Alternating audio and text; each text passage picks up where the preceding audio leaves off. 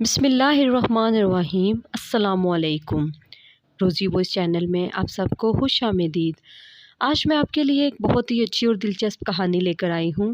کہانی شروع کرنے سے پہلے آپ سب سے گزارش ہے کہ آپ نے اگر ابھی تک میرے چینل کو سبسکرائب نہیں کیا تو اس کو سبسکرائب کیجیے اور ساتھ جو بیل آئیکن ہے اس کو کلک کیجیے تاکہ ہر نئی آنے والی ویڈیو آپ تک آسانی سے پہنچ سکے۔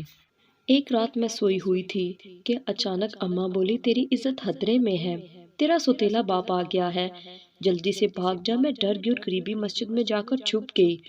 وہاں کھڑے ایک لڑکے نے مجھے مسجد سے باہر نکال دیا اور بولا، یہاں عورت نہیں آ سکتی۔ اچانک میری نظر اماں مسجد پر پڑی تو ان کے قدموں میں گر پڑی اور بولی، مجھ سے شادی کر لو اور مجھے چھت دے دو۔ امام مسجد گھبرا گئے مگر بولے، تجھے میرا راز معلوم نہیں، اس لیے تو مجھے شادی کا بو رہی ہے۔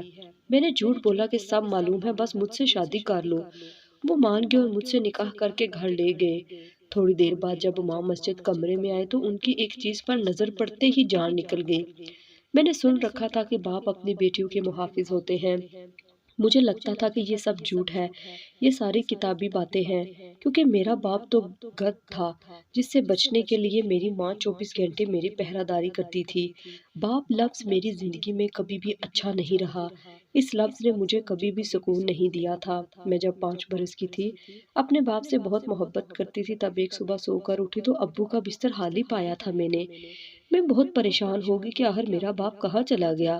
والدہ سر استفسار کرنے گئی تو وہ دوپٹے سے اپنا سر باندھ کر بلند آواز میں بیان کر رہی تھی کہ ہائے میں اجڑ گئی، جبکہ میری دادی میری ماں کے سر پر کھڑی کہہ رہی تھی کہ تو ہے ہی سبز قدم منحوس عورت، نہ جانے تیری ماں نے مجھ پر کیا جادو کر دیا تھا جو میں تجھے اپنے اکلوتے بیٹے کے لیے بیاہ کر لے آئی۔ تو جس دن سے ہمارے گھر آئی ہے ہمارا سکون تباہ و برباد ہو کر رہ گیا ہے۔ اس دن مجھے لگا تھا کہ شاید میرا باپ مر گیا۔ میں سارا دن دروازے سے لگ کر کھڑی رہتی۔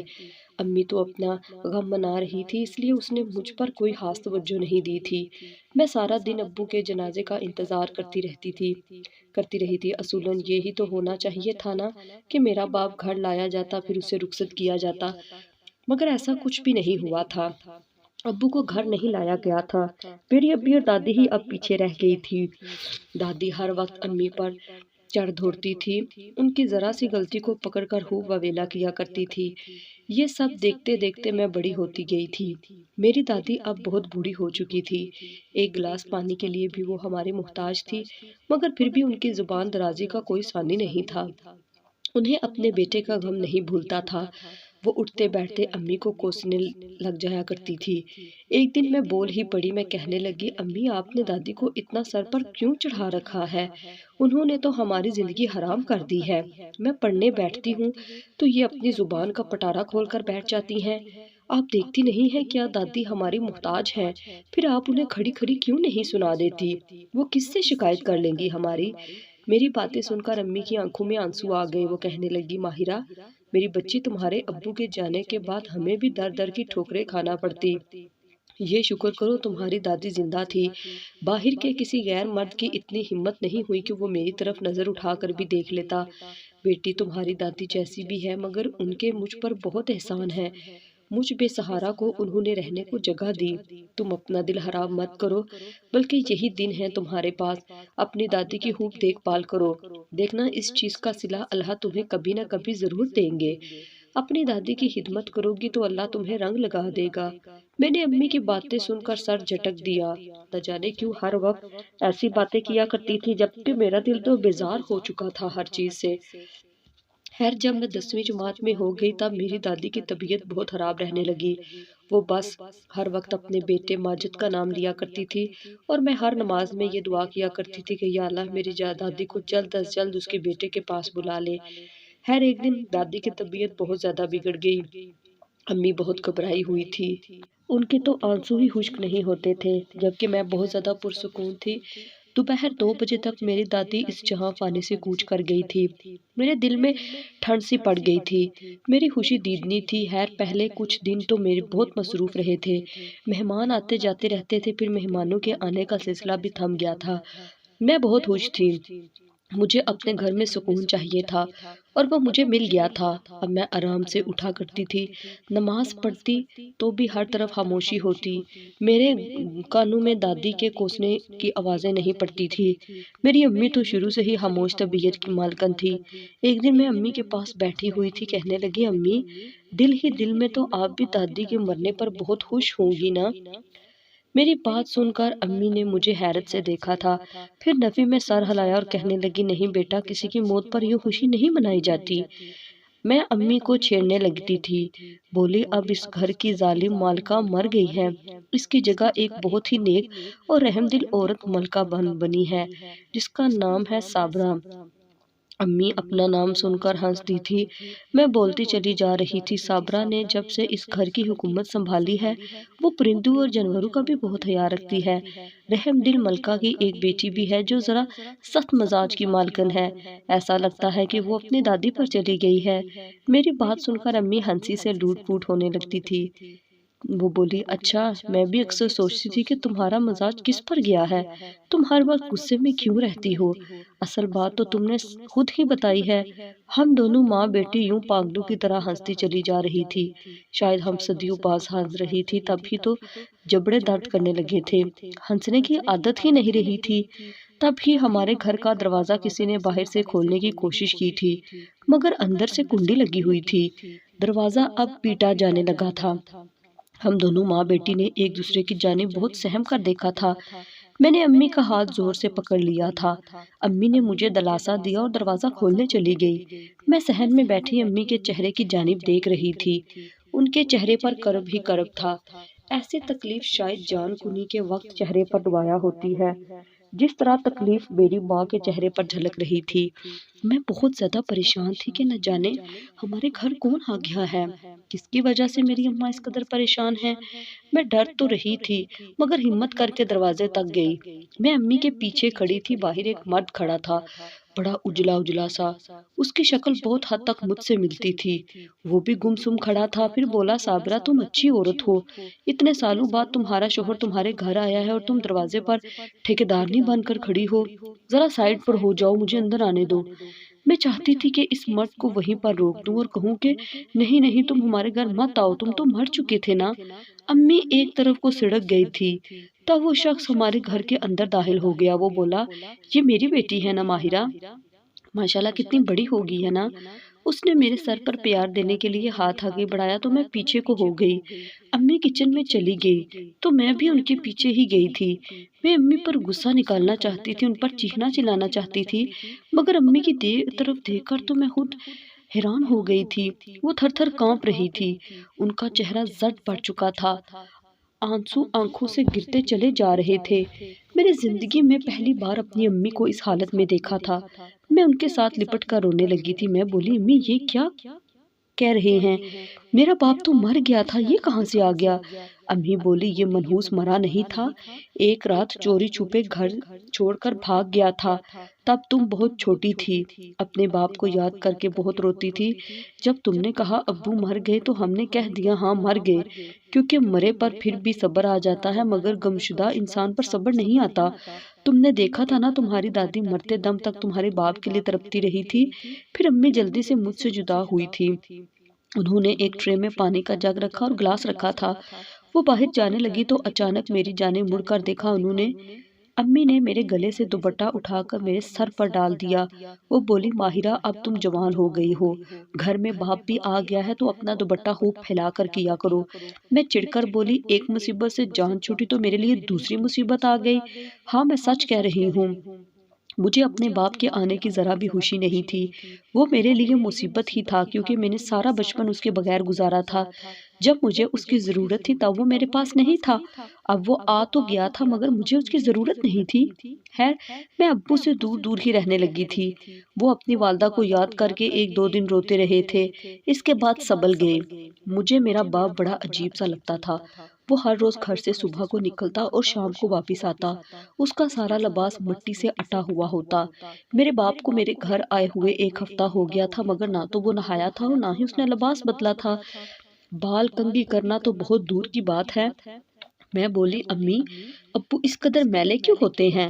امی بولی ماہرہ تم نے روڈ کے ایک جانب پڑے لوگوں کو دیکھا ہے نا، جن کے چہرے پر مکھیاں بنبنا رہی ہوتی ہیں مگر انہیں اس بات کا علم نہیں ہوتا، وہ نشئی ہوتے ہیں۔ تمہارا باپ بھی ان میں سے ایک ہے، گھر سے بھی یہ صرف اس لیے بھاگا تھا کیونکہ تمہاری دادی سے نشہ کرنے نہیں دیتی تھی۔ مجھے اپنا باپ پہلے ہی اچھا نہیں لگتا تھا، اب تو اس سے گھن آنے لگی تھی۔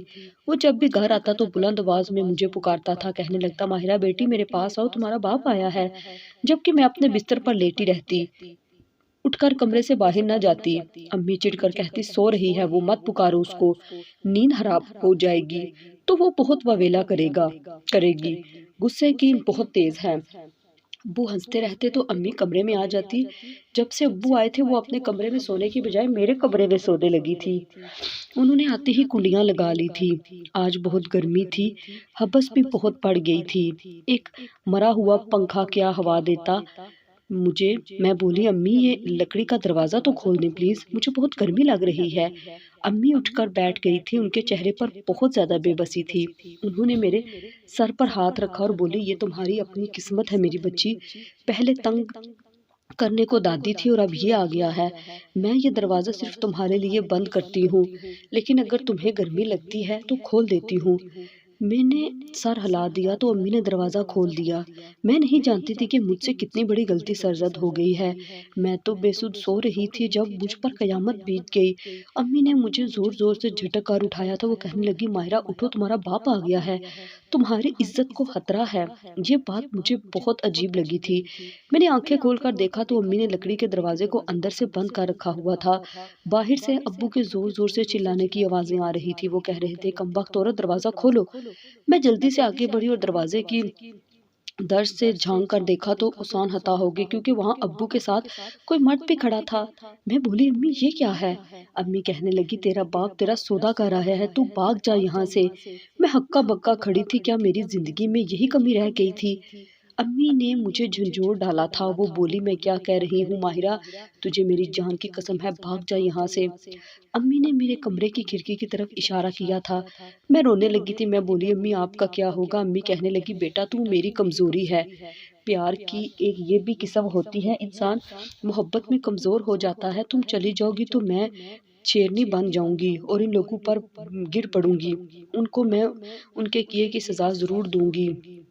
میں بولی امی میں جاؤں گی کہاں؟ امی کی آنکھیں بھی چھلک پڑی، وہ بولی میں نے تمہیں اللہ کو سونپ دیا ہے میری بیٹی، وہ ضرور خیر کریں گے۔ میں نے سر ہلا دیا اور امی کے گلے لگ کر کھڑکی سے کود گئی۔ میں اندھا دھند بھاگتی چلی جا رہی تھی، مجھے علم نہیں تھا میں کہاں جا رہی ہوں اور میرا ٹھکانہ کہاں ہوگا، مجھے صرف اور صرف اللہ پر توکل تھی۔ میں نے اپنی زندگی کے اس مرحلے پر میں یہ جان لیا تھا کہ اس دنیا کی ہر چیز فانی ہے، ہر چیز آنی جانی ہے، باقی رہنے والی ذات صرف اللہ کی ہے۔ میرا آقا میرا مددگار میرا اللہ ہی تو ہے، اس وقت اس کے سوا میرا سہارا کوئی نہیں تھا۔ میں بھاگتی چلی گئی جب مجھے ایک مسجد نظر آئی تھی، مسجد کے دروازے کھلے تھے۔ میں نے سوچا اللہ کے گھر سے زیادہ محفوظ ٹھکانہ اور کون سا ہو سکتا ہے، رات کے اس پہر میں جا بھی کہاں سکتی تھی۔ میں جلدی سے مسجد میں جا کر چھپ گئی تھی، خیر میرے چھپنے کے باوجود وہاں کھڑے ایک لڑکے نے مجھے دیکھ لیا، وہ میرے پاس آیا اور مجھے مسجد سے باہر نکال دیا اور بولا یہاں عورت نہیں آ سکتی۔ میں بہت گھبرائی ہوئی تھی، اللہ کے گھر سے نکالے جانے کے بعد تو میرے پاس اور کوئی ٹھکانہ بھی نہیں تھا۔ تب اچانک میری نظر امام مسجد پر پڑی تھی، وہ باہر سے ہی آ رہے تھے۔ میں ان کے قدموں میں گر پڑی اور بولی خدارا مجھے مسجد میں ٹھہرنے کی جگہ دے دیں۔ انہوں نے مجھ پر بس ایک نظر ڈالی تھی، اس کے بعد انہوں نے اپنی آنکھ تک نہیں اٹھائی تھی۔ وہ کہنے لگے بی بی ہر جگہ کا ایک تقدس ہوتا ہے، یہ مسجد ہے، یہ عورتوں کا ٹھکانہ نہیں ہے۔ ابھی تھوڑی دیر بعد بہت سے مرد حضرات یہاں آ جائیں گے، وہ تہجد پڑھنے آئیں گے، تمہیں دیکھ لیں گے تو تمہارا پردہ بھی خراب ہوگا اور وہ مجھ سے بھی سوال و جواب کریں گے کہ میں نے اس وقت ایک عورت کو یہاں کیوں بنا دی ہے۔ میں مجبور ہوں، میری گزارش ہے آپ سے کہ آپ جہاں سے آئی ہیں وہیں پر واپس چلی جائیں۔ میں پھوٹ پھوٹ کر رونے لگی، میں بولی میرے پاس کوئی ٹھکانہ نہیں ہے۔ تب میرے دل میں ایک خیال آیا تھا اور یہ خیال بس ایسے ہی نہیں آ گیا تھا، اس امام مسجد میں کچھ ایسا ضرور تھا جس نے مجھے متاثر کیا تھا۔ میں بولی آپ مجھ سے شادی کر لو اور مجھے چھت دے دو، اور امام مسجد گھبرا گئے مگر بولے آپ کو میرا راز معلوم نہیں، اس لیے آپ مجھے شادی کا بو رہی ہیں، میرا راز پتہ چل گیا تو الٹے قدموں یہاں سے بھاگ جائیں گی۔ میں حیران ہوئی تھی کہ آخر امام صاحب کا کون سا راز ہو سکتا ہے، لیکن اس وقت میں نے جھوٹ بولا کہ مجھے سب معلوم ہے، بس مجھ سے شادی کر لے۔ وہ کہنے لگے اسلام میں نکاح کو بڑی اہمیت دی گئی ہے، اگر آپ چاہتی ہیں کہ میں آپ سے شادی کر لوں تو میں اللہ کی رضا کی خاطر آپ کو اپنا لیتا ہوں۔ وہ شادی کے لیے مان گئے اور مجھ سے نکاح کر کے گھر لے گئے۔ ہم جیسے ہی گھر میں داخل ہوئے تو ایک بڑھیا پر نظر پڑی تھی، وہ نماز کے لیے وضو کر رہی تھی۔ وہ ہم دونوں کو دیکھ کر ٹھٹک کر رک گئی تھی۔ وہ کہنے لگی ابرار یہ لڑکی کون ہے؟ اس نے نظریں جھکا لی تھی۔ وہ کہنے لگی امی یہ میری بیوی ہے۔ وہ بڑھیا بولی ابرار کیوں نکاح کر کے اس بچی کی زندگی تباہ کر دی تم نے؟ دیکھ کتنی کم عمر ہے، اسے تمہارے راز کا علم ہو گیا تو کیا کرے گا؟ ابرار مسکرا کر میری طرف دیکھنے لگا تھا۔ وہ بولا امی اسے میرا راز کے متعلق سب علم ہے۔ اپنے بیٹے کی بات سن کر میری ساس خوش ہو گئی تھی۔ وہ آگے بڑھی اور اس نے میرے سر پر پیار دیا اور بولی بیٹا اللہ تمہارے قدم مبارک کرے۔ میں مسکرا دی تھی۔ میرا شوہر مجھے کمرے میں چھوڑ آیا تھا۔ میں سوچنے لگی تھی کہ کیا مرد ایسے بھی ہوتے ہیں؟ زندگی میں ابرار دوسرا مرد تھا جس کے ساتھ میرا واسطہ پڑا تھا۔ میرا باپ اور میرا شوہر۔ میرا باپ کتنا گھٹیا انسان تھا نا، اس کی وجہ سے مجھے رات میں گھر سے بھاگنا پڑا تھا، اور ایک ابرار تھا جس نے مجھ جیسی بے ایمان لڑکی کو پناہ دی تھی۔ تھوڑی دیر بعد ہی ابرار کمرے میں داخل ہو گیا تھا۔ تب میری نظر ایک ایسی چیز پر پڑ گئی جسے دیکھ کر میں گھبرا گئی تھی، کیونکہ میں بولی ابرار یہ کیا ہے؟ ابرار بولا یہ میرا راز ہے، تم تو اس راز سے واقف ہو نا؟ میں بہت گھبرا گئی تھی، کس منہ سے ابرار سے کہتی کہ مجھے اپنے راز کے متعلق بتا دو، میں کچھ نہیں جانتی۔ خیر میں ایسا کچھ نہیں کہہ سکتی تھی کہ میں نے اپنی زبان پر قفل لگا لیے تھے۔ وہ جو دکھا رہا تھا وہ نظر انداز کر دیا تھا، مگر ہر روز جب اس چیز پر نظر پڑتی تو ایک دم سے بے چین ہو جایا کرتی تھی۔ دل چاہتا تھا میں یہ گھر چھوڑ کر بھاگ جاؤں، مگر میں نے اپنے دل کی نہیں سنی تھی۔ میرا شوہر بہت زیادہ اچھا تھا، میرا بہت خیال رکھتا تھا۔ میری ساس میرے وارث صدقے جاتی تھی۔ ایک دن میری ساس کہنے لگی بیٹی میرا دل بہت چاہتا ہے کہ تمہاری والدہ سے جا کر ملاؤں۔ ایسی عورت جس نے اپنی بیٹی کی تربیت اتنے بہترین انداز میں کی ہے وہ یقیناً ایک نیک عورت ہوگی۔ میں اپنی والدہ کا ذکر سن کر پھوٹ پھوٹ کر رونے لگی تھی۔ میری ساس بولی کیا بات ہے بیٹی، تم اپنی والدہ کے ذکر پر کیوں رونے لگی ہو؟